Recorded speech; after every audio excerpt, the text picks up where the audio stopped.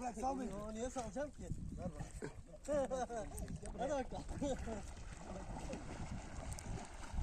Sen nereye gidiyorsun bana? Öyle mi? Tek bakalım hacı abi. Fış fış.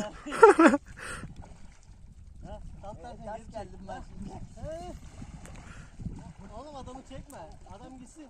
Oğlum Rahat sal bırak. ben rahat gideyim sonra Tamam, sizi çekerim. Normal Oğlum, git. böyle gidemiyorum. Tamam, hadi git. Sen İp git. oraya bağlı. Terse dönmem lazım. Önlemene gidersiniz. Bırak sen de. Alo. Sanki denizin amına koyayım. Eğlence yapıyoruz. Kanka oltalara doğru gitme.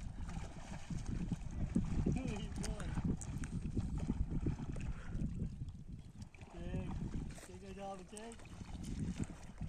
Abi şuraya doğru gitsene. Sağa doğru git sağa doğru. Oğlum sağa çek sağa sağa. He? Sağ lan. Yürü. Devam.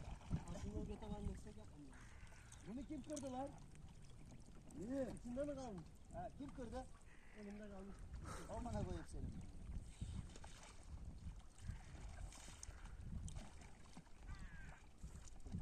Bak da buraya bağlayacağım.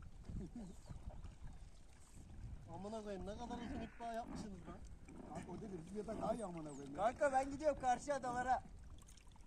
Malevi adalarına. Oğlum bu su oluyor lan. Oğlum ya. Ya bıraksın amına koyayım şunu da söyle ya. Oğlum çalışsın sen. Yok sen çalışsın. Değilim oğlum. Vallahi salıksın şu an. Burak çekiyor beni. Burak çekiyor beni. Vallahi çekmiyorum oğlum.